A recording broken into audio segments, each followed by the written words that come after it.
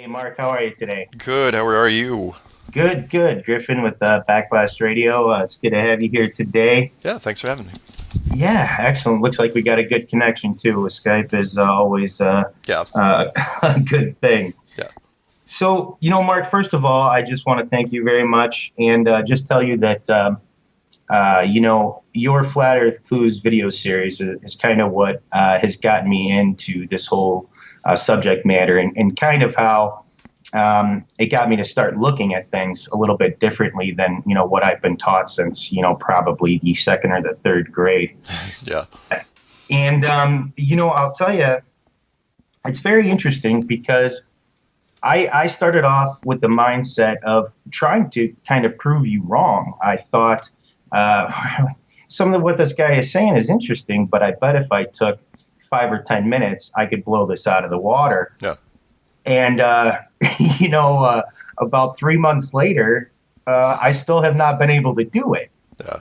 And I wonder if you got into this kind of with the same mindset. Did you hear something that made you think I'm gonna put this to bed in 10 minutes, and that's gonna be it? Yeah, I thought actually because I'm not exactly I'm not a quick problem solver, but I am what I consider to be creative, and so I thought I could shoot it down in a weekend because when I looked at it, again, I kind of joked about with people that if you don't try to debunk this right away, there's probably something wrong with you because That's it. that's what every in fact Flat Earth Asshole, his channel, horrible name, but his line was pretty good. He goes, I'm a flat earther because I tried to debunk it and I failed.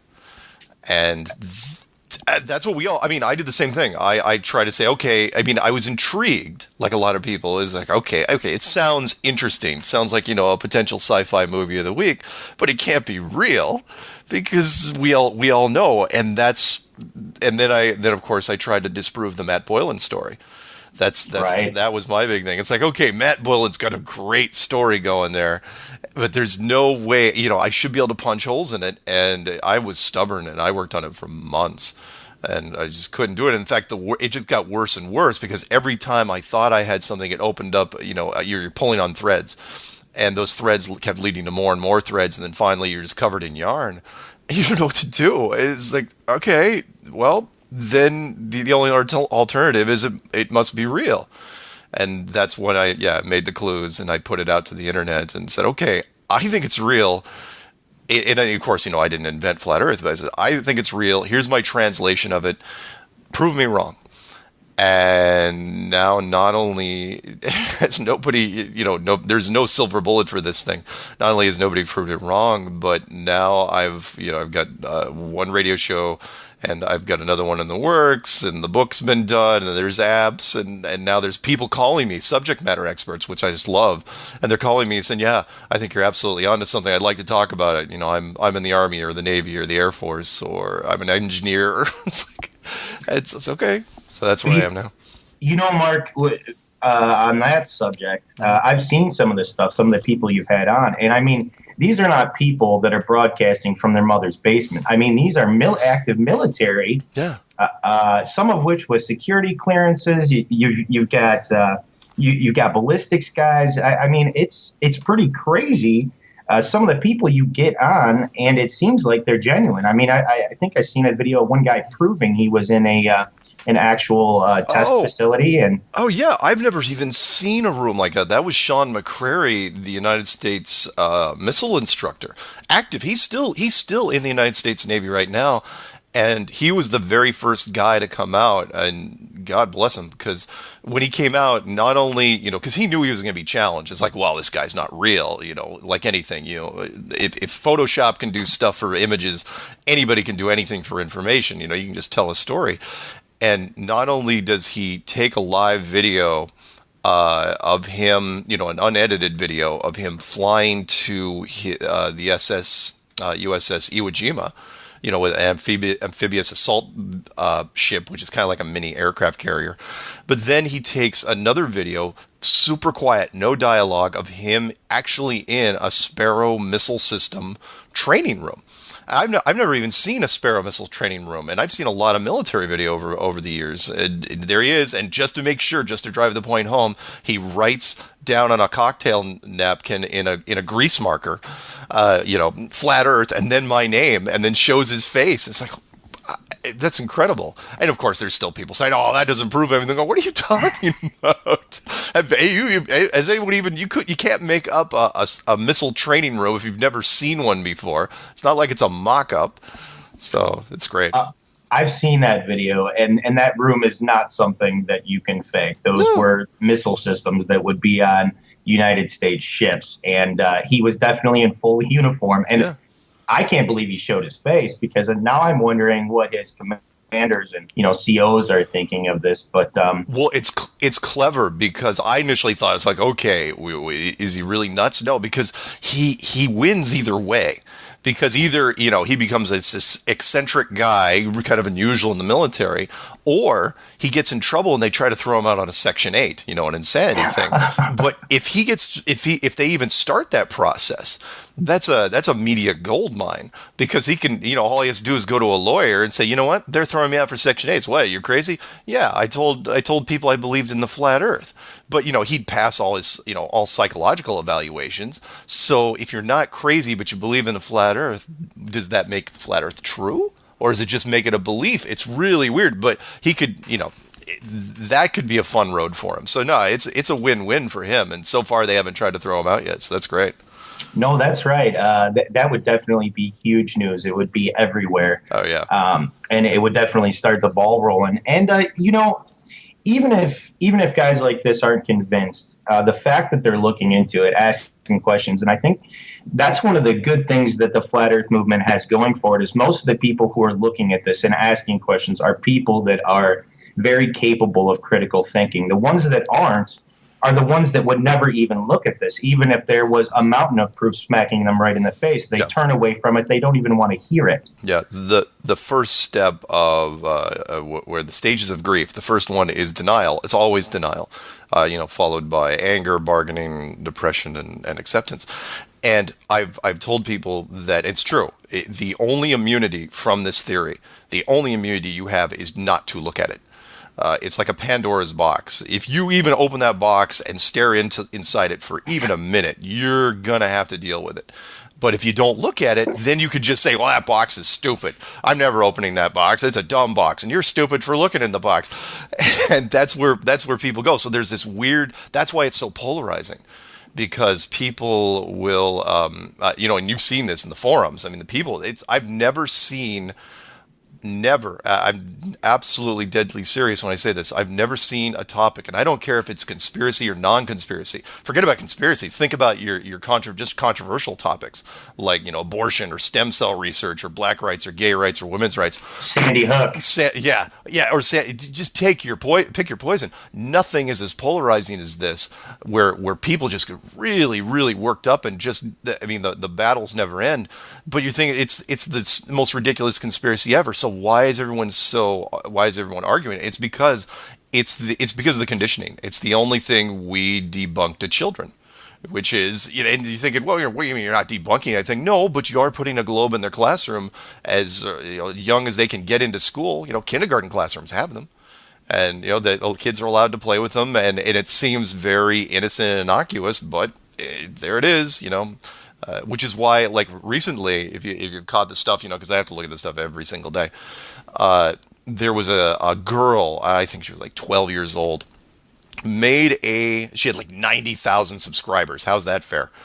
And I know. Well, it's because she makes kind of parody videos. You can tell she's like a budding actress wannabe. And she makes kind of a parody video called The Earth is Flat. I don't think she was serious, but she played it totally serious throughout the entire thing. And she's not very bright. And so then, people are looking for unusual things, even in the demographics of tweens and teens.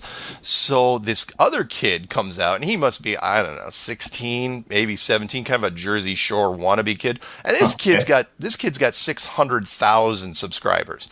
and he's doing a show called, or a YouTube channel called Reaction Time, where he watches videos for the first time and reacts to them. That's one of those trendy things that's on YouTube. Oh yeah, was he the one that was trying to copyright reaction? Could have been.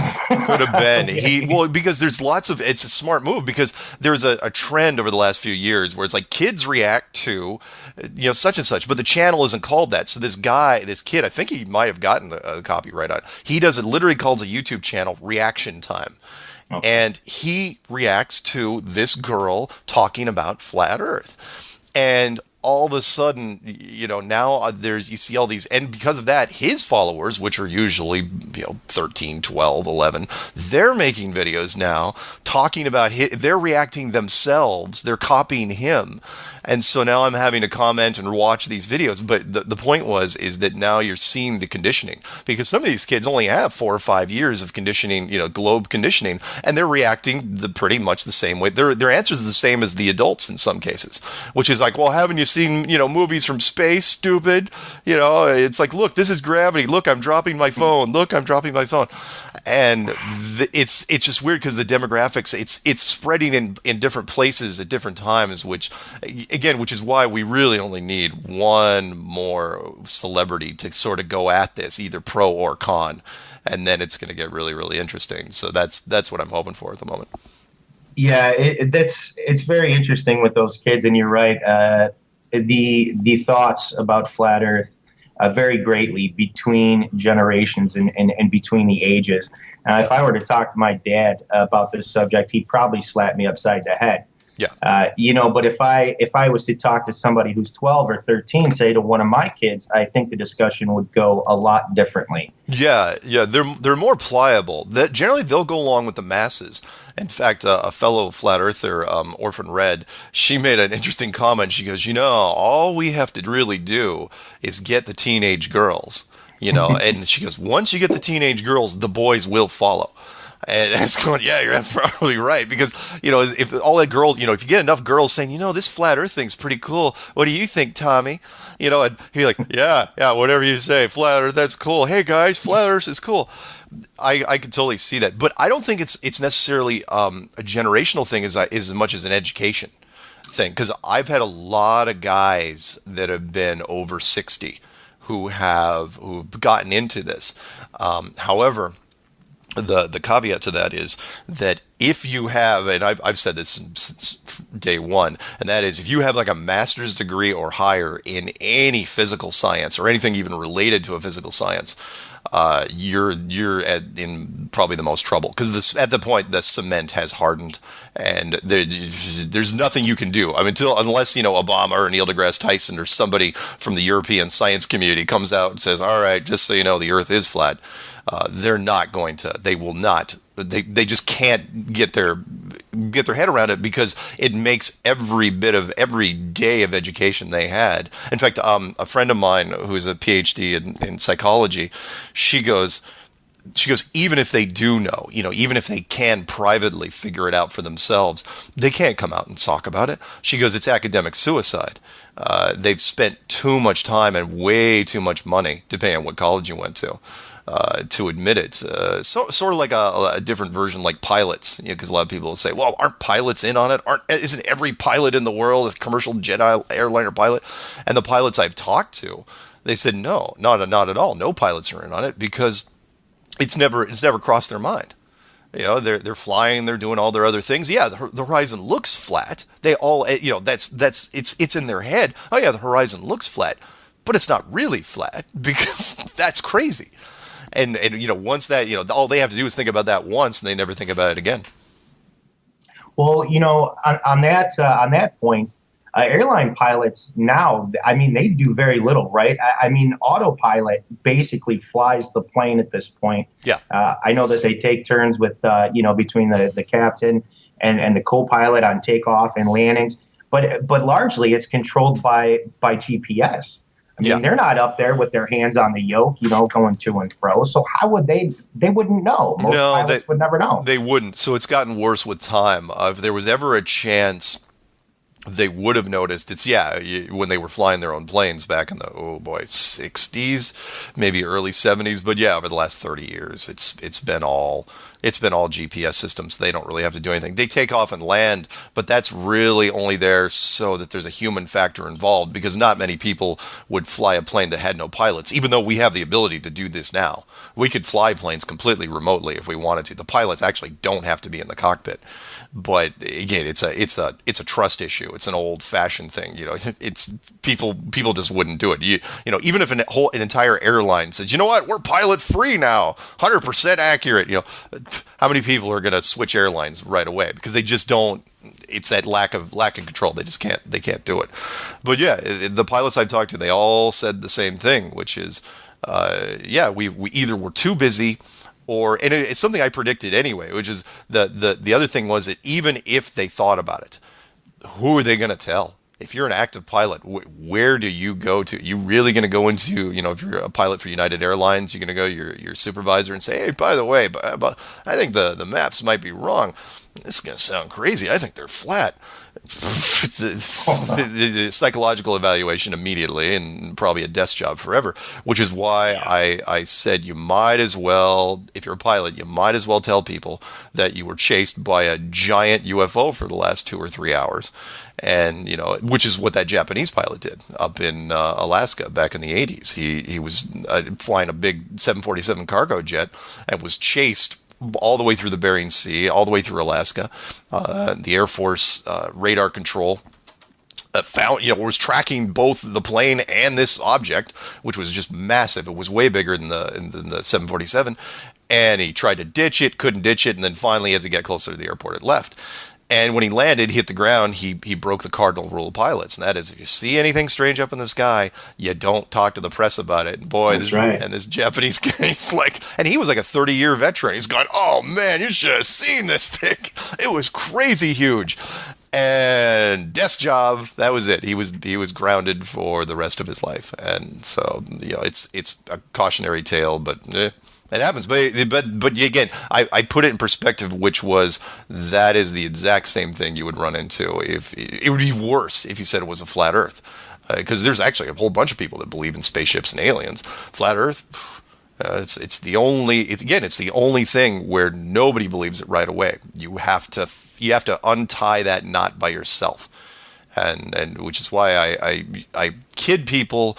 And I said, initially I said, it's like Fight Club, like Flat Club. You do, first thing is you don't tell people unless you size them up. And I still get emails from people and saying, I was so excited when I finally figured it out. I told it at my first family dinner. My grandpa, everyone was there. And I was really upset that I couldn't convince them in an hour. And it's like, it took you 2 weeks. How in the world are you going to? I can't convince them in an hour. What are you going to do in an hour?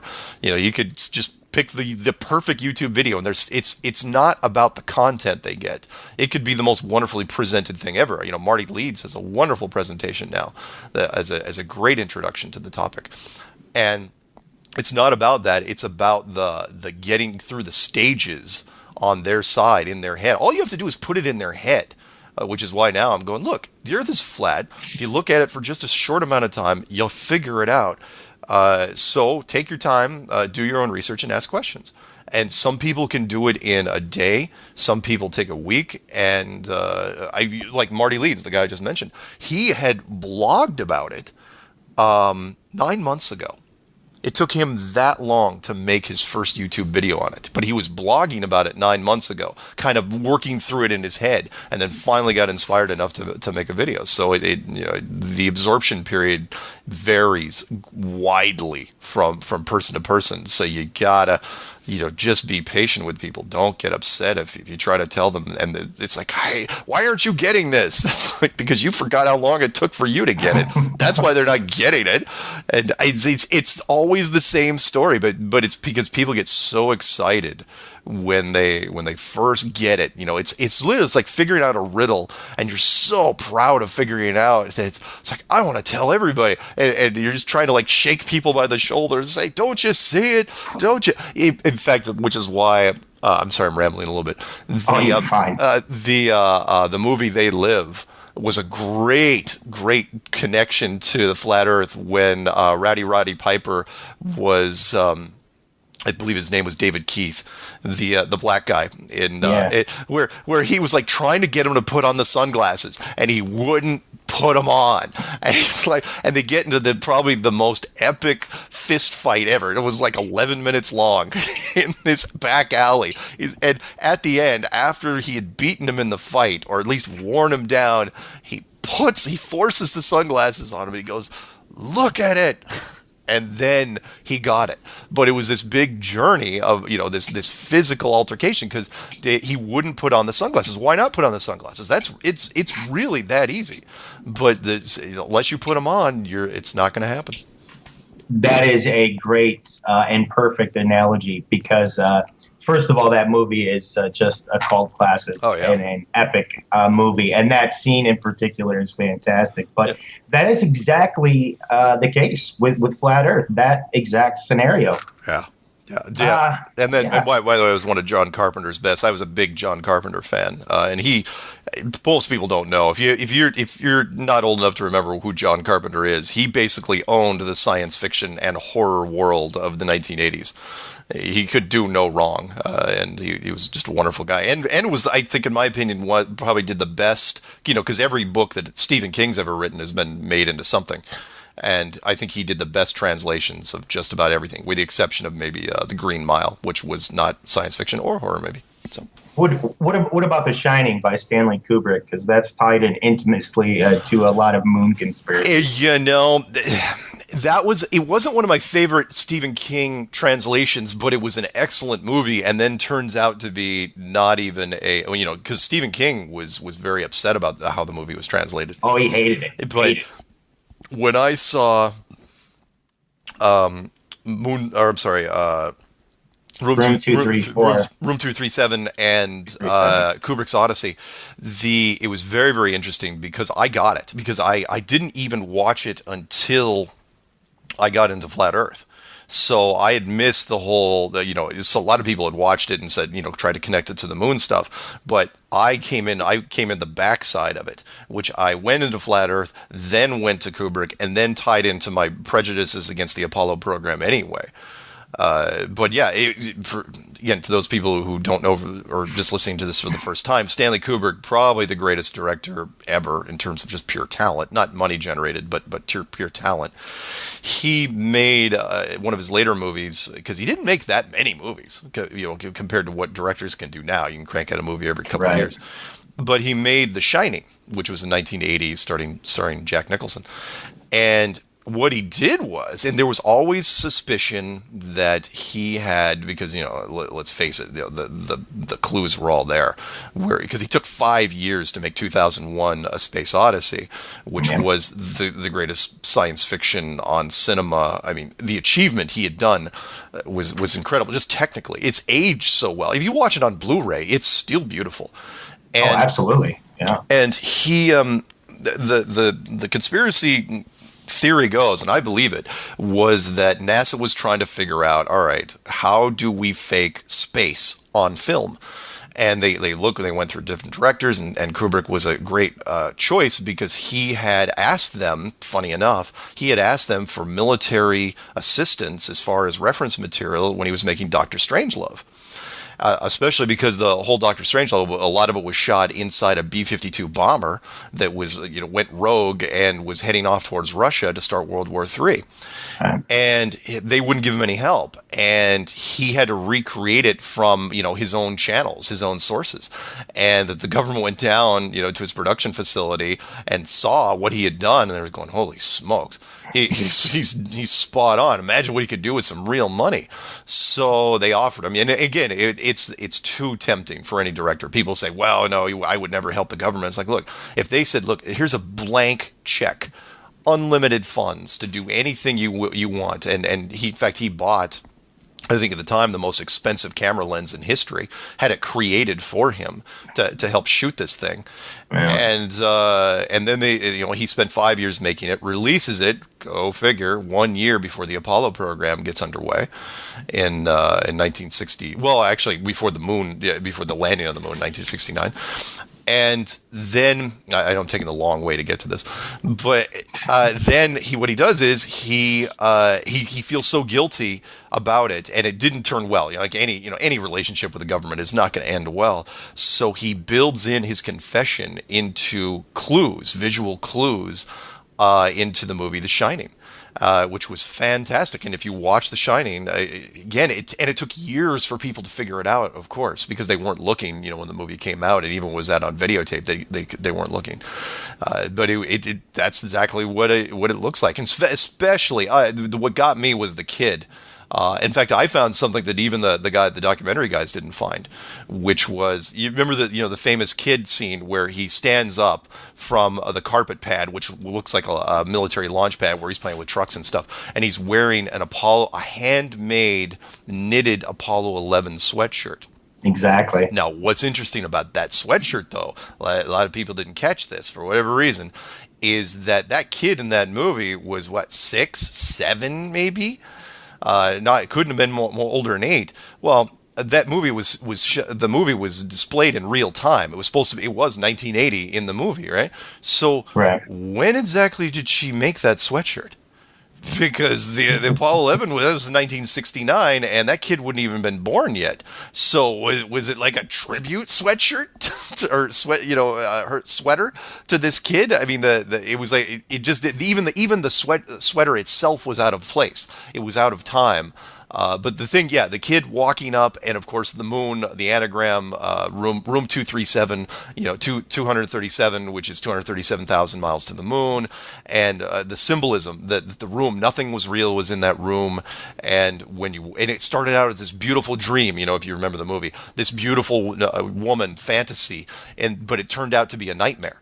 And that, he was displaying, what happened with his relationship with the government, which was that it started out as, it was going to be the greatest thing ever. But by the time he really got into it, it turned into this horrible, evil, twisted thing that he just wanted to get out of.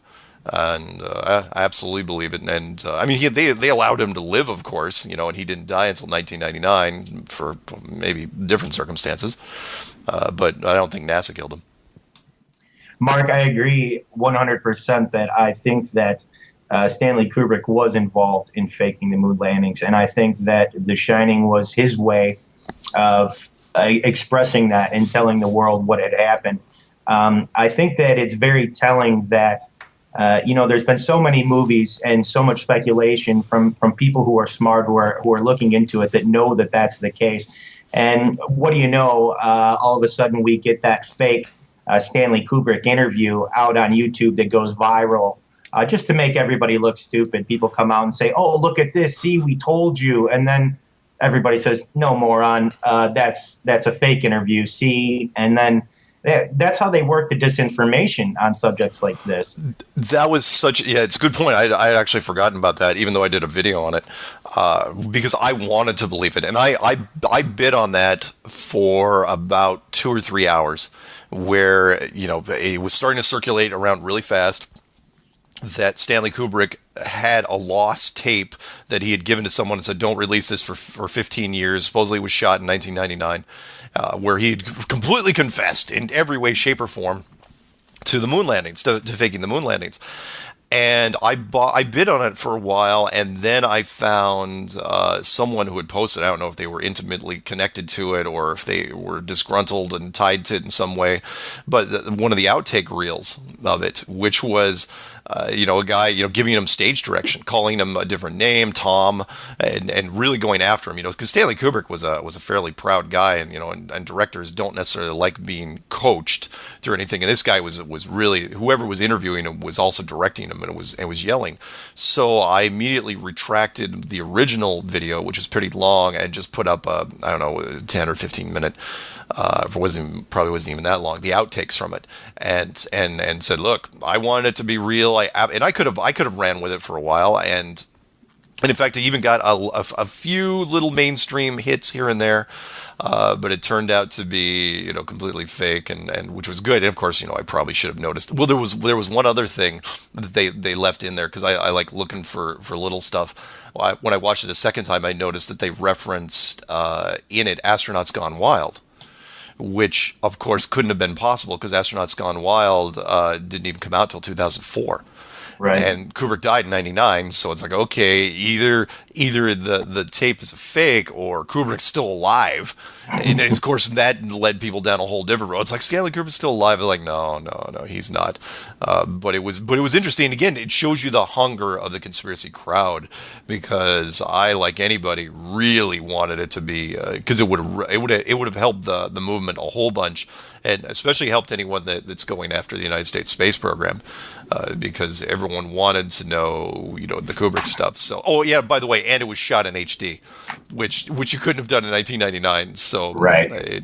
There was a few things that didn't ring true, but it was okay. Again, it was interesting, and it created more confusion, because now there's some people that'll say that they'll associate the Stanley Kubrick confession and anything regarding Stanley Kubrick to be a hoax. That kind of like the crop circle thing, where many people don't remember in the early 90s, that when the crop circle stuff was really gaining traction, and especially over in England, people are going, wow, what's this, all this crop circle stuff? And there were these two guys from Great Britain, these older gentlemen, the friends from drinking buddies from a pub. And they came out and said, "Oh yeah, we totally made the crop circles," and these newspapers reported it, a big newspaper, as a matter of fact, and that's it. And so now anyone that talks about crop circles over in England, they say, "Oh well, it's those two guys." It's all immediately tied. Doesn't matter if these two guys are even alive anymore. They're going to keep tying it to these guys, because these guys said, "Oh yeah, I'd totally do it." They walked out there with strings and boards and made this really crude circle. What most people don't know is, because there was a story that happened before that, which I thought was even more interesting, and I can't remember, it was a major London newspaper.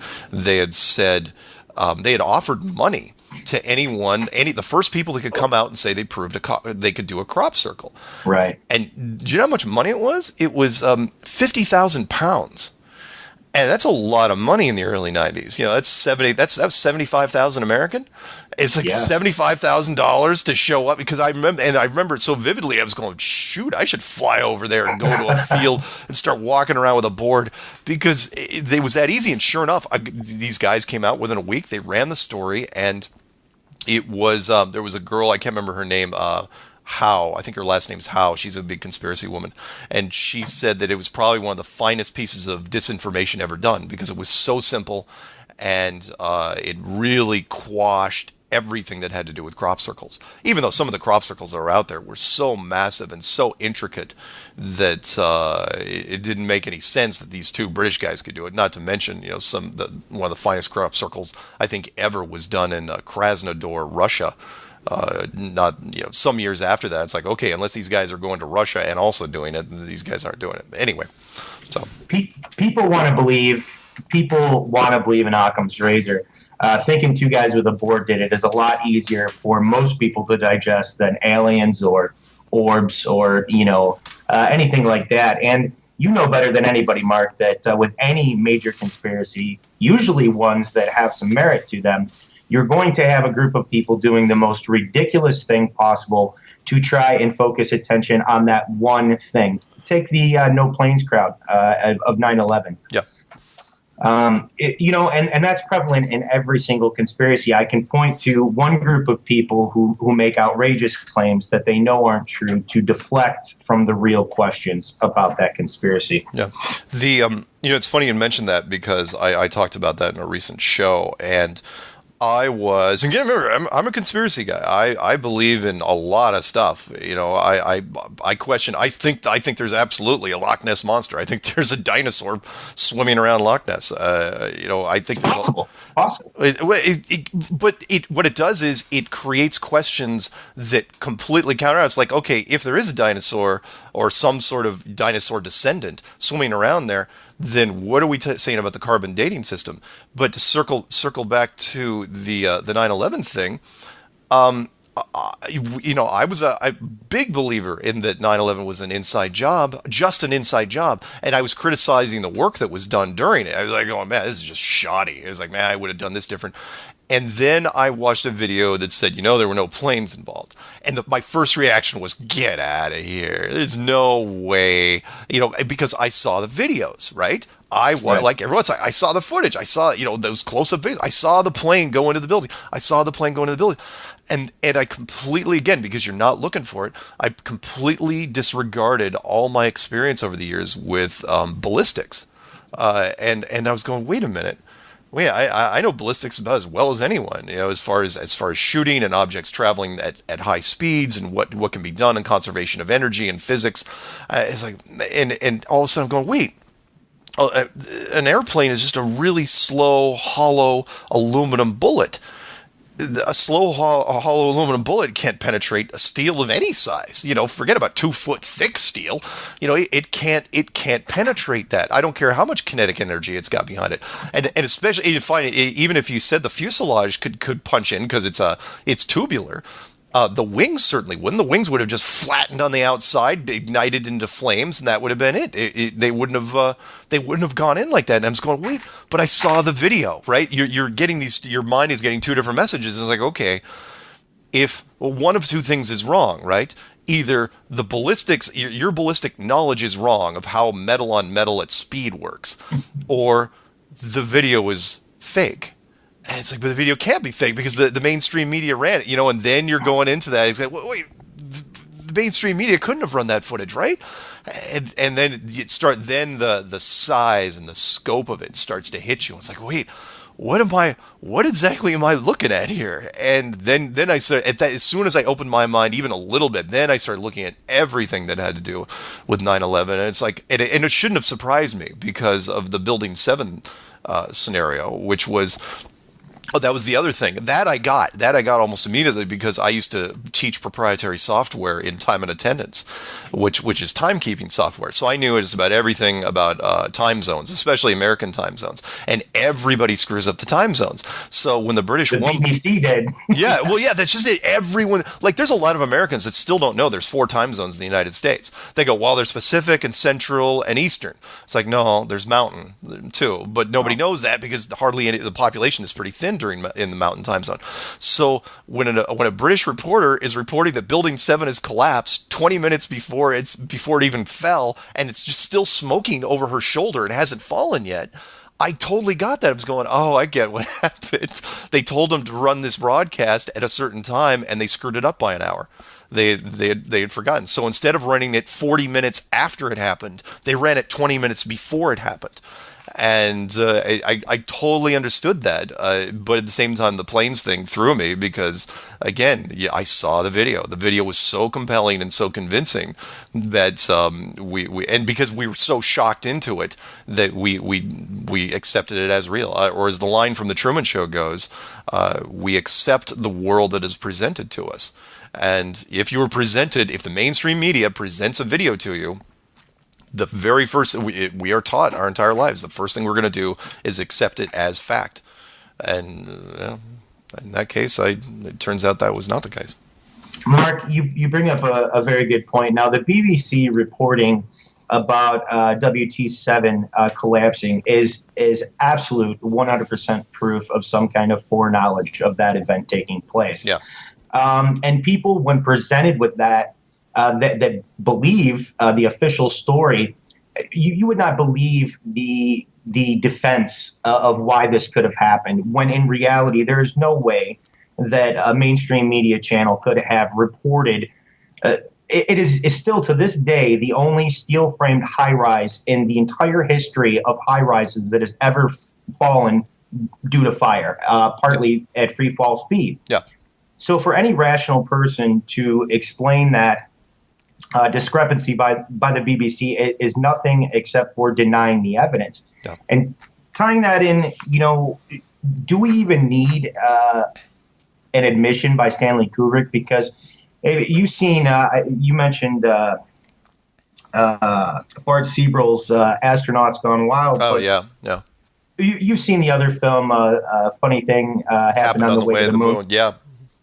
So there's a piece of footage that he got through, I think, a FOIA request that, at least to me and to most people I know and have talked to, clearly proves them faking being halfway to the moon. Yeah. I don't think there's any debate about whether or not it proves it. I've just like World Trade Center 7 in the BBC. I show this to people who believe every single thing that NASA says, everything the government says, and they make up the craziest excuses you could ever believe on why or what they're doing. Yeah. But I think that piece of footage proves without any doubt that they faked being halfway to the moon. And if they faked being halfway to the moon, it's because they couldn't go halfway. Yeah, yeah. And I had to revisit that footage that you were talking about because, yeah, that footage was extremely damning. But don't think for a second that it was an accidental leak, because now as I'm looking at it, I was going, okay, that's the fallback position, because even that, because what you were saying was they couldn't even make it halfway to the moon, right? But at the very least, it says that, well, they were in low Earth orbit faking the trip to the moon. What if they couldn't even get into low Earth orbit? And that whole piece, the whole piece of them trying to fake, show that they were faking the moon was just another layer saying that, well, we're at least in low Earth orbit. We're absolutely in low Earth orbit. Everybody knows that. We can get into orbit and the Earth is still round. And it just gives you another layer to go through, very similar actually to the 9/11 stuff, because there's so many layers to the 9/11 stuff that most truthers will just say, "Oh, it was an inside job," and stop there. They won't dig into any further theories. But yeah, when I first saw the funny thing happen on the way to the moon, yeah, you couldn't get any more clear. It's like, yeah, they absolutely were faking a simulated moon travel, but. Then once I got into it again, it was the reason. The reason was always escaping me, and it's a reason I've been fighting with people that try to debunk it, which is, well, why would they fake it? Why would you fake a moon mission? And I couldn't give him an answer that even I liked. I mean, I give him some answers here and there, but it was like, oh yeah, fine, wave the American flag, rah rah, but. It wasn't good enough for me. It was good, but it wasn't great. And then once I got into this, it's like, oh, I totally understood now. You absolutely had to fake the moon mission. You had to control all moon missions, make it seem real boring, make it seem like nobody wanted to go anymore, or it's been done. It's like, well, I climbed Mount Everest, but so nobody else has to climb it anymore. But we all know full well that's not how things work. Right. But for the general population, it seemed to make sense. So I was like, okay, I'm just going on with daily lives. People forget that the Russians were supposedly, doing an active space race too, and yet when the Americans got first, the Russians just packed up and quit. And they said, oh, our space program isn't worth the 2 rubles anymore. Let's just shut the whole thing down. Let's pack it up. Just shut it down, close it all down. It's like, what are you talking about? It's like that's just the beginning of a whole nother series of competition. It's like, all right, who's got more people on the moon? And you know where that would have gone. It would be like a Time magazine. Possible tension, conflicts on the moon between the United States and Russia. Oh, the posters and the pictures and the artwork they could have done would have been incredible. But instead, it was the exact opposite, which was the Americans got there supposedly, and then nobody else went. Nobody, even to today, nobody went. I'll take it one step further. Most people, especially Americans, don't realize that the Chinese claim that they've got a Mars rover, a version. They've got a rover on the moon. It's been there since 2013. It's still there, working, supposedly rolling around on tracks. But yet they won't go to the Sea of Tranquility and take photo ops next to anything like, I don't know, the moon buggies, the American flag, just about anything you want. Why not? I mean, why not even accidentally? Here's something fun for you. Take the rover, go up, and tip over the American flag. How fun would that be? Because you could say, oh, it was a total accident. But no, they are not even going anywhere. That's the only interesting place there would even be on the moon, would be where all the American stuff would be. But you're not going there because you can't go there because there's nothing there. There are no moon buggies. There are no empty capsules or wrappers or flags or anything or golf clubs or whatever they didn't take back with them. There's nothing there. They never ever went, and which is why nobody can go now, because and why they've been just dragging their feet. The JAXA program, the Japanese, look up JAXA if anyone wants to have fun. Supposedly sent back in, oh boy, when was that? 2008, 2007. They sent HD cameras supposedly around a satellite, around the moon. It's like, oh great, you can actually, why don't you since you're doing a flyby, fly over and take a picture of the Sea of Tranquility. There's your moon buggies and all your other stuff. Nope, didn't do it. As a matter of fact, they're coming back, crossing the moon, heading towards the Earth. And I'm going, oh, great. We're going to get some really good shots. You'll get some time lapse, because they have tons of digital memory. Time lapse of you finally zooming into the Earth, because there's never, ever been. Sorry, this gets me worked up. There's never, ever been. Max Malone was the first one that caught. Not only is there no footage of any astronaut in an exterior shot doing a 180 or better with a camera actually still running, 180 pan, but there's also no video footage of the Earth rotating on its axis on space. Don't give me that geocentric Himawari satellite crap. And there's also no picture of from a vehicle entering or leaving Earth's orbit from any program whatsoever, including that JAXA program. You'd think it's like, oh, let's fly back to the Earth and let's run a time lapse. Never ever happened. We don't even have. Not only is there none of those things, but there is no footage of even the little stuff. Like, for example, stuff we take for granted, like in the movies. There's no picture. There's no movies of an astronaut in an airlock opening the door and then leaving. Going out the door. We don't even have that. It's all been assumed, and that has been the problem since day one. NASA and the corresponding space agencies have produced this massive assumption on everybody's part that they fill in the gaps with science fiction movies. So we all know what it should look like. Because of take your pick of any space movie you ever want for the last, since the 60s all the way through now. And anything in color anyway, and it's just never happened in NASA in real life. Oh yeah, they'll show you some interior footage, some astronauts floating around inside something, which very well could be the simulator, the Vomit Comet, which is just an airplane doing a steep dive in in the atmosphere. But they won't show you. They won't have a running camera. You put a GoPro on a guy's shoulder and have him leave the airlock. Open up the airlock, have him go out, have him spin around. Never ever happened. Not even by accident, and because they can't, because they it's all a production. It's always been a production, and we've always assumed it's real because we don't, like when we were kids. When we're kids, we don't ever expect our parents to lie to us. And when we're adults, we don't expect the equivalent parents to lie to us, that being the government, the science organizations, our political frontmen. Why would they ever lie to us? We like to believe in a perfect world, anything that the president says on television is absolutely true, and everything that's ever, every press release is absolutely true. And it turns out it's the exact opposite, because power corrupts.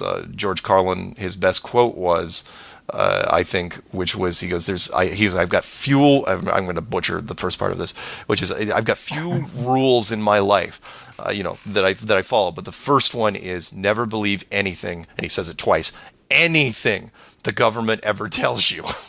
Well, that's right. And it's like, yeah, and so anyway, so that's. I'm sorry. Go ahead. Oh, the thing is, Mark, is that a lot of people point, to Russia and say that they would have outed the United States, and if they, but the truth is that at the very top levels of world government, it's about money, power, and control, and those things do not have borders. The people that are involved in the kind of things that we're talking about, in keeping knowledge from the rest of the human race, are doing so for control. They want control. They want as much control as they possibly can. Yeah. They want as much money as they possibly can. And those people at the top levels are in the same circles. All the astronauts are Masons. Yeah. We're all Freemasons. Yeah. I had heard that a long time ago, way before the Flat Earth, and I believe it because the Masonic Order is very, very big above all else that they do. And I've read their books. You can buy Morals and Dogma on eBay now. Widows have been selling those things for years. But the biggest thing for them is secrets, keeping secrets at every level. If you're going up through the one side, where it's you go from 0 to 33 degrees, every level you go to, it's always ends with these. It's like, you will keep this secret under the pain of, and then insert horrible death type here, and which they do. And so that was a natural thing for them to apply that to the astronauts, and I heard the stories where they were like rushed through the degrees when you became an astronaut, because it's like, look, you're going to keep a secret. Look, you're really going to keep the secret. No, hey, we're serious this time. You're absolutely going to keep this secret. And so, yeah, that was the big thing, especially with the Apollo astronauts. Now, I don't know if they still do it now, because they did learn from their mistakes, and that was, did the Apollo astronauts know what the shape of the Earth was? Yes, I do think they know, and it weighed so heavily on them, and the secret weighed so heavily on them, because it delved into spirituality, that they really freaking lost it. Because again, they had to lie on camera, and they had to lie a lot, and their conscience just couldn't really deal with it. Neil Armstrong's that cryptic quote that he said in front of Bill Clinton at that science thing, where he says, so much work to do if you can remove one of truth's protective layers. It's like, what are you? How about that? Yeah. Like, how about that? And this is in my actual show notes, was about that specific thing that you just mentioned, and also the post flight press conference from Apollo 11. Oh yeah, it was like, it's like a funeral. Yeah, those three guys with Neil in the center talking to the International Press Corps was so damning. Because those guys should have been. I mean, they had finished up a ticker tape parade. At least one. I mean, they were heroes, right? They were what we saw in the movies decades later with the right stuff. They were the American heroes that we always wanted, and they should have been flying high, not just because of all the accolades, but I don't know, the fact that they made it back from the moon and were still alive. I mean, because that was another thing, not to jump back to the Apollo thing too much, but that was one thing psychologically that really, really bugged me, is that they were so casual. They were kind of like pilots. Pilots, are trained to be cool under fire. It's one thing to be when you're flying a plane, but it's another thing if you're walking around the moon and you're looking back at the Earth and all of a sudden it hits you. It's like, holy smokes, we may not get back from here. We may die on this rock. And these guys the only thing I would have been thinking about on the moon was not dying. Really, it would be like I'd be checking my mission stuff all the time. How much oxygen? What are my stats? What are the vitals? What's all these things that are happening? I wouldn't have been. It's like, I wouldn't have been singing. I wouldn't have been playing golf. I wouldn't have been jumping around and falling on my suit in a rocky terrain. It's like, one hole and that's it. I would have driven as slow as I could in that. In fact, I wouldn't have even brought a moon buggy. Why was that moon buggy even there? It just. Anyway, yeah, you're absolutely right. The press conference when these guys were up there. They were super sober, super somber, and Neil almost cracked. You could tell, when he got that question about the stars, and he didn't know how to answer exactly. And the two guys, the guy on the left and right of him, Buzz and Michael. Yeah, they were looking at him like, dude, what are you doing? And the press corps, it should have been way more exciting. And of course, the other thing was, excuse me, that didn't make sense was that they went back, barely, got back alive. And it's like, let's just keep going. Let's just keep doing mission after mission after mission. Apollo 13, had some problems and a hang up, but you still did that slow them down? No, they supposedly did 4 missions after that. 14, 15, 16, and 17, and then supposedly quit because TV ratings were going down. Bunch of crap. You could have created drama, anything you wanted. It was ridiculous. And again, for people that aren't quite getting it, well, even let me throw one more out thing for you, which was Neil deGrasse Tyson, who's got his own TV show. He does Nova, and he brings on physicists. And there were some younger female physicists that were on his show fairly recently, and he was talking about the moon, and they were kind of messing with him. They're going, yeah, that was like a thing, right? Like it was ancient history. And they're like, yeah, because they weren't really impressed. And he's like, no, you should be impressed. Well, she's going, fine, do it again. She goes, my goal in my life is to actually see, one of my goals in my life was to actually see somebody else on the moon that I could actually watch on television.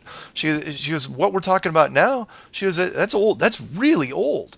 It's several generations old now. Yeah. And nobody's gone back. Nobody in our space program, it's all talk. It's all we got to think on Mars. Really? Can anyone see it? No. Oh, we just flew by Pluto. Oh, look at that thing on Jupiter. Oh, look at that thing on Saturn. Is anybody going out there? It's all probes. It's all computer animations. It's all stuff that could be photoshopped very, very easily, and everyone's buying it. It's like, oh, super Earths. Oh, look, black holes make noise.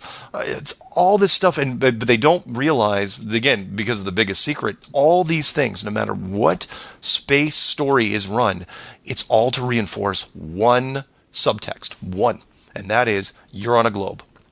Doesn't matter what it is, face on Mars. Doesn't matter if you believe it or not. If you're looking at it, you're saying, I'm on a globe thinking about the face on Mars. That Pluto thing's pretty interesting. I'm on a globe. No matter what it is, every string points back to a globe, and that was the whole point. That's the whole reason NASA was founded, was to keep this thing a secret as long as possible, and it looks like 60 years is about the limit of it. That is a very interesting point, and I don't know that the fact that they did fake the moon landing in 1969 proves a flat Earth or proves flat Earth theory, but it definitely lends a lot of credibility to the idea, because it lets people know that, look, NASA, world governments, world space agencies are faking stuff. Oh, For what reason, who knows, but they are doing it. Everyone knows the saying that history is written by the winners. That's the nice version of it. The not so nice version is the Napoleon version, which he said that history is just lies that are agreed upon. Because once it's won, whatever battle or thing you're trying to do is won, the powers that be sit down and they say, okay, how are we going to spin this? A perfect example would be the layers. And I mention this because there was something that we've been trying to remove for the last couple of years out of the United States textbooks, and that's slavery, because it makes us look bad, right? And people think, because in fact I had a history teacher, he was great. His name was Tom Felgar, and he was kind of controversial back in the 80s. And he would say, okay, why did we fight the Civil War, right? And someone would raise their hand and they'd say slavery, and he'd take a piece of chalk and sidearm it above their head, and it'd crack on the wall behind him. He'd go, no. He goes, it was about money. He goes, slavery, he goes, that's just what the newspapers wanted, because slavery is a noble cause. It's like, oh, those poor people that are enslaved. But it was really about money. But even at higher levels, it was even more about that, something they don't talk about. Everyone wants to look this up. And I just mentioned this in passing because it's an interesting little story, which was that it was also the last chance that England had to take back the colonies. And that they had advisors completely infiltrating the South, and they were the ones that wanted the war to happen, because win or lose, as long as they were involved in the war, they had a really good shot at taking it back. People forget there was like the Revolutionary War. Yes, they lost it. The War of 1812, they tried to take it back. And then they took a little while for them, because things moved slower back then. They took them a while to build up their forces, and then they came at it again. And this time, it was going to work. It absolutely is going to work. If you think I'm kidding, look up the CSS, the Confederate Sloop of War, Alabama. It sunk like 50-something ships, and it's like, well, okay, what's so interesting? It's like, because it was built in Great Britain. They were trained. The crew was trained by English. They even kept on their British chef. And this thing just just havoc up and down the coast. Most of the weapons and the stuff that they got was from England, because England had a stake in this. And you're thinking, okay, what's the point? The point was the Civil War was never supposed to happen the way it was supposed to happen. What was supposed to happen was the South was supposed to start fighting, and then the British Navy was supposed to get involved, and then it would have been a completely different fight. It wouldn't have been this 5-year one and done, okay, South will not rise again type thing. Oh no, this thing would have really drug out, and I think they would have had a really good shot at taking, because they would have blockaded up the North. And then the immigrants wouldn't have been come in, and they wouldn't have had fresh troops in the North, and it would have gotten really, really ugly. So the story goes, and I absolutely buy this, is that a last-ditch effort, Lincoln sent a letter over to the Tsar of Russia. And the story goes that the Tsar of Russia read this, even before he opened it, it was still sealed. He sets down his council and he goes, and because a lot of world leaders really respected Lincoln. I don't know why. I mean, he was a great guy, I suppose, but he was considered one of the greatest presidents. But anyway, he goes, before I even open this thing, just to let you know, he goes, whatever he asks, we're going to do. And he opens it, and it was a simple request. They said, keep Britain out of the war. Keep them out. And so Russia contacted England. They said, if your Navy gets involved, our Navy gets involved. And that would have been the First World War, which would have happened, a full 50 years earlier. Right. And because of that, the South was hung out to dry. They didn't have a chance, and that was it. That was it. And that was the last chance that Britain had to take the whole thing. And the footnote to that was, because people thinking, oh, that's an interesting story, but I don't think it's true. It's like, really? Because after the war was over, when both sides were extremely broke because their resources were just decimated, the North made a very large and expensive land purchase from Russia, a worthless piece of land, which we now call Alaska. And it was done literally right after the war ended. And it was like, because, everything comes with a price. Like, you owe us. It's like, here, buy this snowy piece of crap that we can't get to anyway because there's water in between it. And that's what they did. And, then oil was found. But the point was, to get back to what you're saying, is that nobody knows these stories because they're repressed. Because and at the highest levels, and I don't think, and this ties into what we're getting to, is that Russia has never been our enemy. We have been secret brothers since way back when. They saved our butt, basically the North's butts. Back in the Civil War, they were our allies in World War II. The Cold War was just a sham because they were with us down in Antarctica when Admiral Byrd was doing his thing. And Sure. I think they were right there. And I think we went to the Russians first and says, look, we can't pull this off by ourselves. The United States cannot hide this thing by itself. We need help on the other side. And they said, you know what? We're in. And then this alliance came up, and they created this rivalry, this blue team, red team rivalry, where this fight. It's like, oh, the space race, oh, the Cold War, and it was always the Soviets, and they kept going all the way. They were totally committed to the rivalry, to where they went broke in the early '90s. And even now, I don't think. I think if push came to shove, I think they'd be right there with us if something happened. So. The military-industrial complex loves Cold Wars as much as real wars. Sure. Stockpiling of nuclear weapons, arms, creating new technologies to, say that is for the defense of the country during these wars. It's all about money. It always is. But yeah. Let me ask you, Mark, going back to some specific things, because the people I talk to, you probably hear the same things all the time. People talk about stuff like the Coriolis effect, which Sure. is the biggest thing that I know when I did my own research. I'm just convinced that it doesn't exist. And I hear people all the time say, oh, the Coriolis effect. And the fact is, when you do a base amount of research into it, you can very easily find that there's nothing even remotely like the Coriolis effect in anything. No. As a matter of fact, that was one of the few. It's interesting you bring that up, because when I was going through my subject matter people over the last 6 months, they all, especially the military guys, they said the same thing, which was, I can't vouch for exactly what shape the world looks like, whether it's flat or it's kind of bubblegum shaped or whatever it is. Because I can't really vouch for that, but what I can tell you is it's not moving. And everybody said that. The Navy guy, the Air Force guy, the Marine guy, and in fact, it's interesting because the mainstream media will talk about especially if they do a sniper movie, they'll say, oh yeah, he had to count for the curvature of the spinning of the earth in his sniper shot.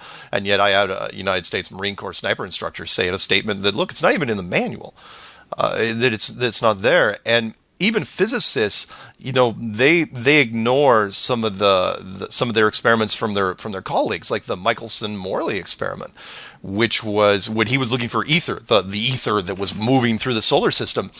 And again, since it's not in his head, he's not looking for it. Where he said, and I thought it was very telling at the end of his experiment, he goes, well, because they called it was a failure, and he goes, well, either I completely failed with this experiment, or the Earth isn't moving. Right, but of course the Earth is moving, because that'd be crazy that it wasn't.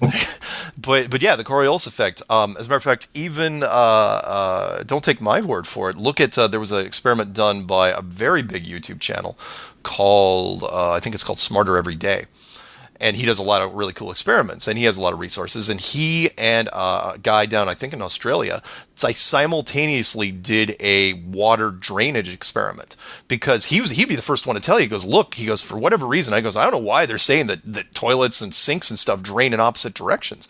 He goes, because it's completely inconclusive. That you cannot. It's got to be the way they're designed, because shape of the basin. Yeah. He goes, I can't see it. So they had to create their own drain experiment, and it was huge. I don't know if you saw these. It was great. These big kiddie pools. They customized these kiddie pools where they filled them up, and they put a single drain right in the middle, a big tube that went all the way up to the top, and put the water level, right at the top, and made sure they had them both sit in an area where there was no weather, and they made sure it was absolutely dead calm. And then to make sure the water was not upset really in any way, shape, or form, they took eyedroppers with food coloring and made lines so that they could tell once they hit the drains where, how it would spin. And they did it simultaneously. They made sure they were synced up. They were talking to each other on cell phones and recording on both their sides. It was an elaborate experiment for just a YouTube thing. And yes, just barely could they see that one was just going clockwise and the other was slightly going counterclockwise. Barely. But that was the gravitational side of it, right? So, but they were going, look, it took us this much. And these things were huge by comparison. They were 10 times bigger than any toilet bowl or any sink that, you could imagine. So they were saying, yeah, we could barely pick up something, but it was almost non-existent. That's the gravity of the stuff on the ground. But as far as ballistics going through the air, nobody says anything about the stuff moving.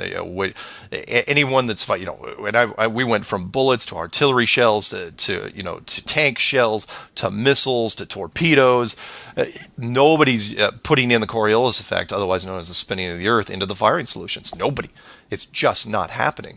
Mark, let me just ask you: a plane leaving the surface of the Earth is nothing more than a slow-moving bullet. So if the Earth is spinning, and you have to account for the Coriolis effect on bullets and artillery shells, airplanes would not be able to land. No, they wouldn't. And that's a science question that they will just run away from. Kind of like my dad did when I asked him about the birds and the bees. But they will. He did. He absolutely ran. It's like, talk to your mother. They do, because it's like, okay, what height do you have to be at, and what speed do you have to be going to start escaping the Earth's gravity? And don't give me that crap about escape velocity. That's different. That's when you're breaking out of Earth's orbit. What happens on the Earth? Because no matter what we do, how high a balloon goes up or how fast a plane is going, no one ever hears that that plane went fast enough and high enough that all of a sudden the gravity wasn't applying to it. When does that happen? We don't know, but you're absolutely right. A plane, because scientists, in fact, I debated 2 scientists the other month, and one of them said the Coriolis effect absolutely exists when it comes to ballistics. The other one said it doesn't. And I'm going, okay, well, if it does, then what happens with planes? Because you would never be able to hit a moving runway that would be moving at a sort of speed. And you'd say, well, okay, maybe the runway isn't moving at 1,000 miles an hour, but planes have to be precise. So even if it's moving 10 miles an hour, you're going to hit a moving, even aircraft carriers, they make sure they're as absolutely as stable as possible and going in one direction, and they don't fly in really, really horrible weather if they can help it. And that's an aircraft carrier, a moving tarmac. No, forget it. No, never going to happen. Never going to happen. So, I think the Coriolis effect can be disproven pretty easy. Anybody that uses that argument, anybody that I've debated on that point has not been able to explain why it would affect artillery and bullets, but not airplanes, because I think it's impossible to explain. Yeah. Another common argument that I hear all the time is ships disappearing, mass first over the horizon. When, I just tell them, if that's the case, if they are going over the curvature of the Earth, then by zooming in with a digital camera or looking through a pair of binoculars would not bring that back into sight. Yeah, that's the response that most people should get if they ever see that pirate ship video that gets thrown out there a lot, and that because the pirate ship video is incomplete, and that is, if a ship supposedly disappears, and we can, you've seen, there's a bunch of videos out there now where you lose it with your naked eye, fine. Then you zoom in with a camera, and you get the boat back. Now, maybe the ship hasn't far enough supposedly to get over the curvature of the Earth, but ships aren't very high. So then the ship disappears again, supposedly over the curvature, and you can bring it back again. The camera, what's really, really helped us, especially in the last 5 years or less, is the camera technology has really improved, and it's gotten so much cheaper. The Coolpix P900 is a perfect example of that. It's got such a massive zoom on it that it can bring back ships that are long gone. I mean, it's incredible watching, and I'm a tech guy. It's amazing watching some of these YouTube videos where when they finally, when they zoom into a ship or they pull back from a ship, and you realize how far away that thing is. It's incredible, but yeah, the ship should be gone. That is the one rule when it comes to curvature you should not be able to break, which is if it's 8 inches per mile squared, eventually once the ship goes over the curve of the Earth, the hill of the Earth, you can't see through a hill. If a car drives over the side of the hill, if I get a pair of binoculars, that car is still gone. So if I'm looking over the water and a boat has gone over the curvature of the water, the curvature of the Earth, it should be gone. There's nothing you can do to bring that thing back. Right. And you can. The surveyor that made a video, we did one professional guy that came out. Of course, he was a geodetic surveyor, which means nothing to me because he might as well be an astronomer. But the surveyor had this one line which just shot his credibility all to pieces when I listened to it, which was, it was in the middle of the video, and I was literally listening up until that point. I wanted to know what he had to say, because there's two types of surveyors out there. There's plane surveyors, which treat the world like it's perfectly flat, even though in their head they know that it's got to be round because we're told it's round, it's a globe. And then there's geodetic surveyors, which assume that everything they do is based on a sphere. And so he goes, he had this line where he goes, yeah, I know about this 8 inches per mile squared. He goes, I know that's the real curvature, but you're doing it wrong. You're applying it wrong. He goes, fine. So you can see the Statue of Liberty from 60 miles away. So what? It's like, what? That was literally his answer. He goes, so what? And he didn't follow it up with anything. He goes, who cares? I was like, wow, that's not denial in any way, shape, or form. It was like, so 60 miles away, which, is several thousand feet below the curvature of the Earth, and the Statue of Liberty isn't that high. And he's going, so what if you can see it? It doesn't prove anything. It's like, what are you talking about? You're on an ocean. You're looking at it. There's the curvature of the Earth right there. You should not be able to see the Statue of Liberty. But he didn't have an answer for it, and that's what people would do in his case, because his reality would completely be his career reality would be destroyed if he admitted it. Because if he said, "Well, I have no idea," that is a head scratcher. No, he had to come back with the only thing he was, which was denial. He said, "So what? I don't care. That doesn't even concern me. You're doing it wrong." It's like, it's 8 inches per mile squared. It's not like we made it up. There's no such thing as flat Earth math. It doesn't. No, that is just the math. That is what it is. Yeah. Everyone supposedly can agree on this, but he said, no, we're doing it wrong.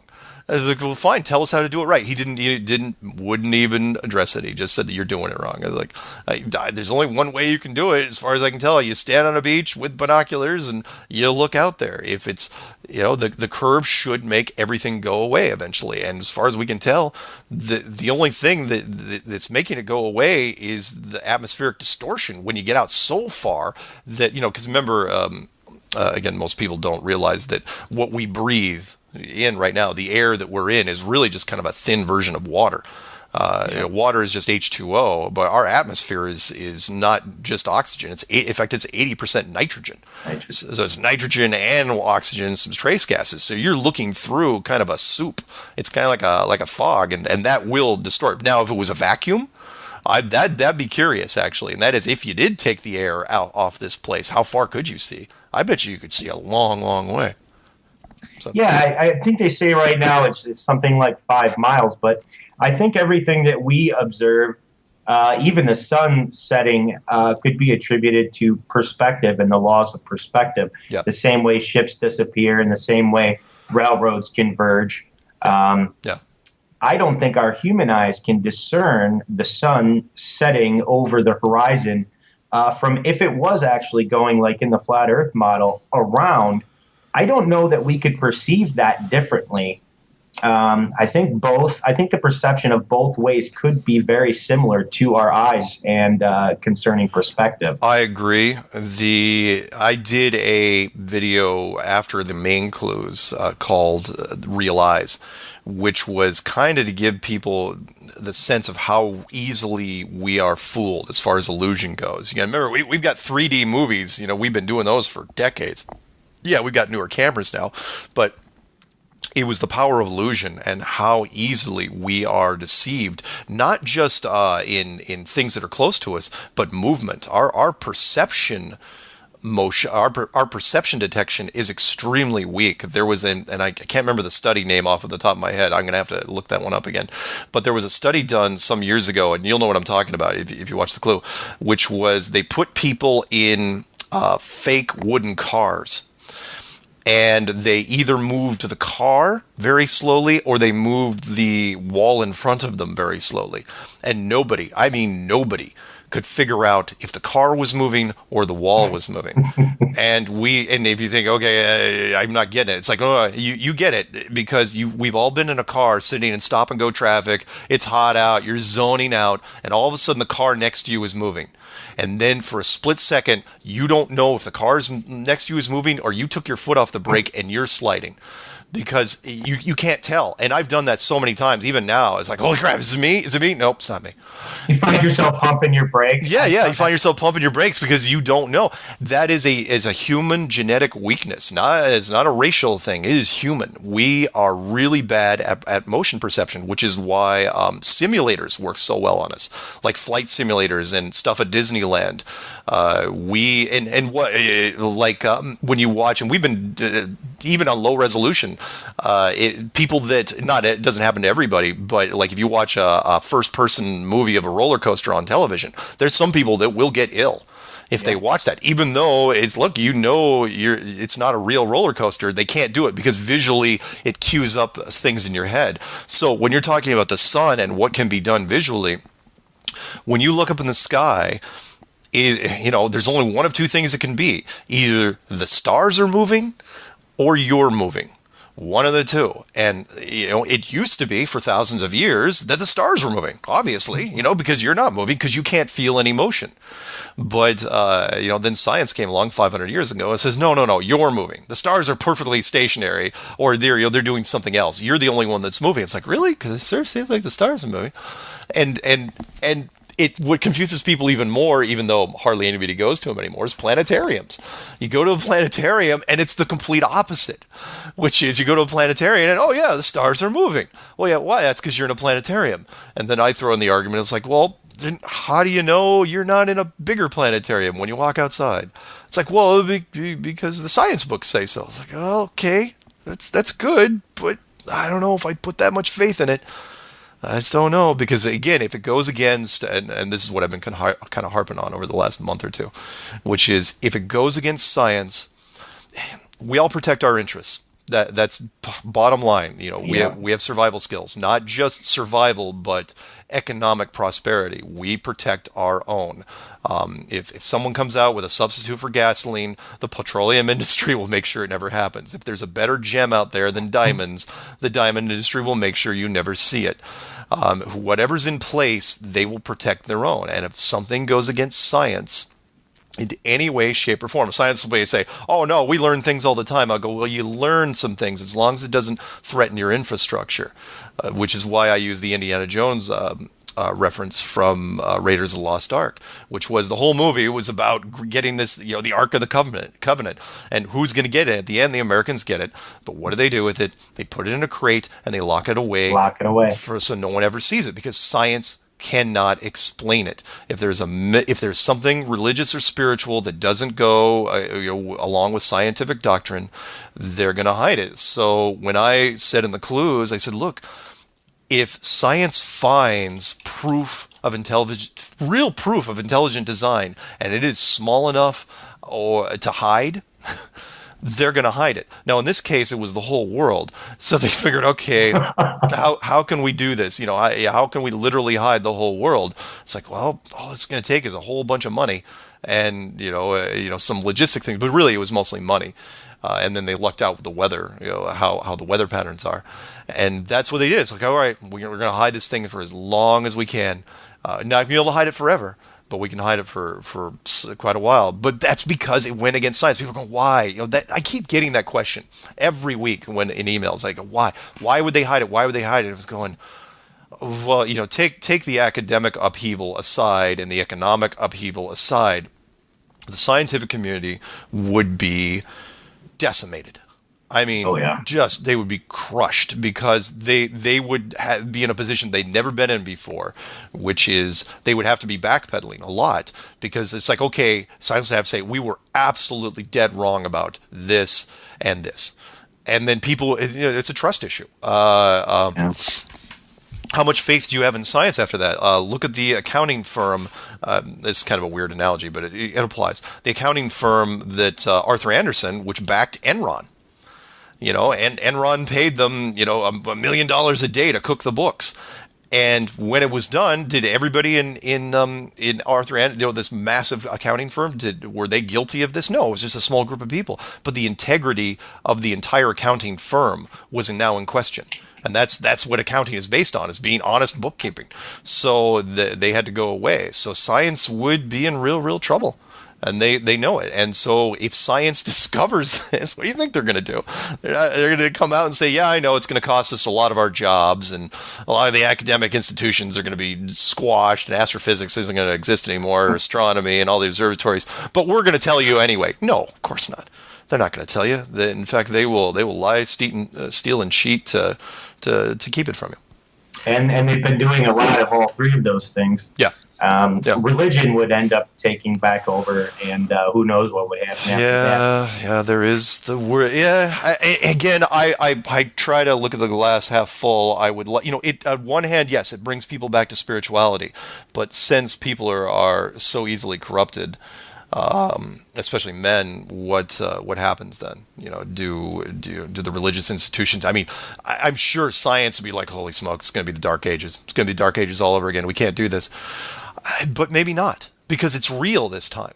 It's not like back in the day where God or actual proof of intelligent design was still a matter of faith. Yeah.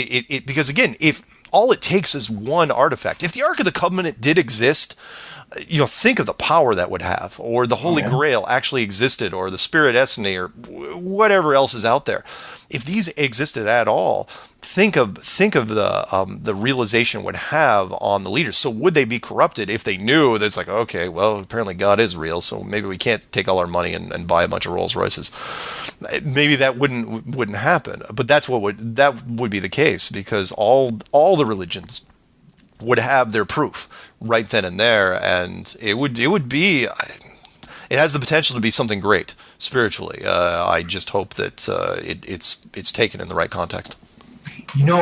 Mark, it's unbelievable, because a flat Earth would almost certainly seem to point towards God, and if not God, some sort of creator.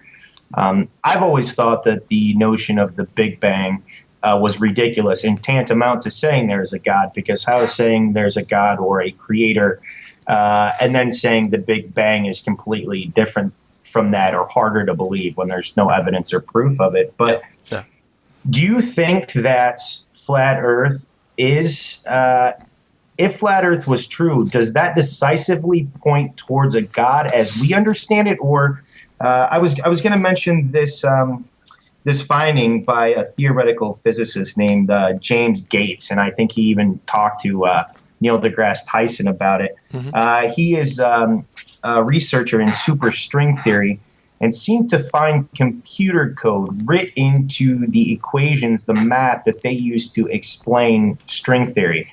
And it's a specific kind of computer code. It's an error-correcting browser code. Basically, the universe communicates to each other and uses error-correcting codes to make sure that reality doesn't come unglued. At least that seems to be what the research says. Now, I know you have a video game to stand by. You have backgrounds in video games, right? Yeah, absolutely. Yeah. So does the Earth being flat, if the Earth were flat, do you think it definitively points towards a god, or do you think there could be any credence to it pointing towards some kind of simulation? Well, I don't want to split hairs here, but it proved because then what we're doing at that point is we're going into defining God, but I do believe that God is a programmer. Let's put it that way. He has his tools. I say he because why not? I'm a guy. Sure. But God has his tools as well, and the more advanced you are, the cooler the tools are. But what you were just describing there wouldn't surprise me at all. Now, could it be both? Yeah, I mean, when you say simulation theory, let's break down what is matter. If it's all electricity and protons and electrons and whatever else can be broken down when you split those things up, then yeah, the building blocks of what we are scream simulation, but only because that's how we define simulations. We haven't gotten to the point where we can create matter, like, say, a holodeck, which is an interesting invention for Star Trek Next Generation, because it's that invention right there actually goes way beyond the technology. There's mixed technologies in Star Trek, but don't make any sense anyway. The teleporter also being a matter replicator, really. Right. But that goes in a whole other thing. But we can't create, the point is we can't create matter yet. So that the only way we can define our reality, and we're getting closer all the time, is that we say, okay, could it be a simulation? Because we can create simulations now that are really, really close. Now, we haven't been able to pipe in, at least in the civilian market yet, pipe into the human brain yet, and put people into a simulation. We can create simulations in a 2D environment and somewhat simulated 3D, but how we're doing them now, it seems very, especially you could apply it to the flat Earth very, very easily, because all the simulations we make, I'll take like any major, huge, massive game, online game, is done in a flat world. And most people don't know that. Is when you're walking around those worlds, if you look out in the horizon, it says, "Oh, it looks flat." No, that's because it is flat. Because from a programming standpoint, it's much, much easier to build things in flat, and it's much, much easier, by the way, to simulate things in the sky that are real, because you put a cap on the sky because you can't go there. When I walk into a virtual world, I can see the moon up there, but I know the moon is only about 5,000, 10,000 feet up, because that's what the programmers built it to be, 5,000, 10,000 feet up. But since I can't get there, I don't have my own little spaceship. If you can fake it, that's what you do. Power perceived is power achieved, which is because people say, well, isn't there space? Isn't there space outside of this place? I'm going, why? Why would there have to be space? If you're faking space, then why do you have to build real space? And I'm not criticizing God for being lazy. I'm saying that God is very, very efficient. Efficient, that's right. Art imitates life, and life imitates art, and art imitates art, and so on and so on. We're doing the same sort of things that we see around us. So if people believe that there's a solar system up there and the planets are millions of miles away and the stars are millions of light years away, then that's all you have to do. Because if 99.99999% of the population totally buy into that, that's what you go with. You don't have to build, and you say, well, God's omnipotent, can build a massive, massive solar system. It's like, yeah, but it's a huge amount of waste of resources. It's like, well, God doesn't care about resources. I'm going, yeah, but then we're going into the definition of God here. If God wants to, God is going to work on I'm stealing a line from Contact here, which was an advanced civilization is going to function on multiple levels of efficiency, which is you make it as compact as you can, because and then you make whatever population here. Remember, we were designed as well. If you believe that God, created this place, he also created us, which also feeds into the why we're so easy to fool with the power of illusion, which I think why we were genetically designed to be susceptible to illusion and to, visual cues. So we were designed to live in the simulation, totally keyed up to that, which meant that yes, it feels real to us, of course, because we're in it. But the simulation, that's all it has to be. It doesn't have to be very high. It doesn't have to be very deep. The 8-inch, funny, 8 inches per mile squared. And also, we've never dug down more than 8 miles. right? That's right. And 8 miles. so you don't have to. It's like, how thick does it have to be? It's like, well, it doesn't have to be very thick at all. If we can't go down further than 8 miles, well, at least we can't. It doesn't have to be very, very thick. So yeah, could there be another civilization below that that's living down there? Yeah, very possible. But there's some sort of barrier that's keeping us from getting there. Publicly. Now, can the military get there? Are there access points? Yeah, maybe. But short answer to your question, yes. It's a simulation, but only in that's the limit of how we can imagine it to be. Right. Once we have the ability, and I don't think it'll ever happen, because I think this thing will crack open before then.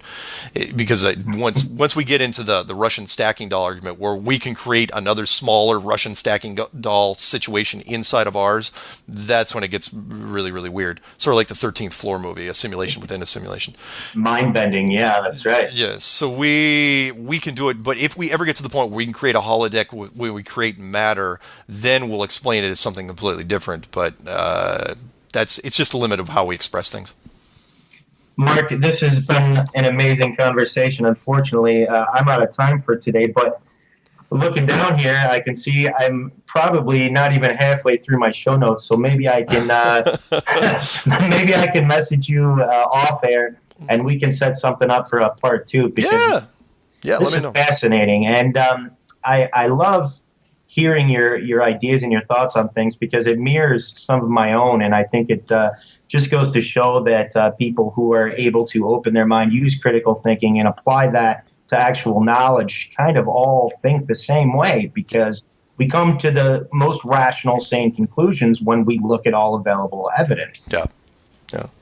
Thank you very much. It was a lot of fun, and I know I tend to ramble sometimes, but no, it's believe me, everything you say is very interesting. So I will be very happy. I'm sure everybody watching will be very happy to get part 2, and I will get together with you soon to set that up. Cool. And Mark, thanks again.